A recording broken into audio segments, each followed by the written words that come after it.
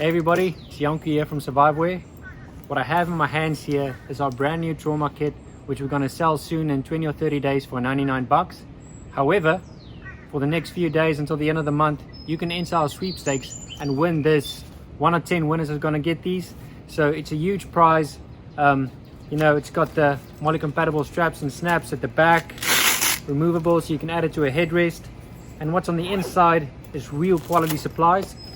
I'm going to quickly show you what's on the inside.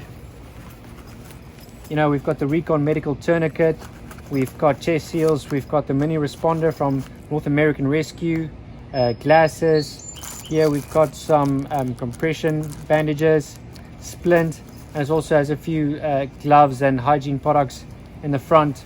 So this is what you need when you're faced with an extreme emergency. So how do you win? I always like to think of a sweepstakes as a raffle.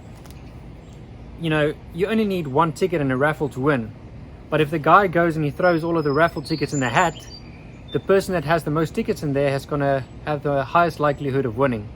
So if you want to win one of these, go to survivor.com/sweepstakes, enter your email there, and it's going to show you how you can get additional points.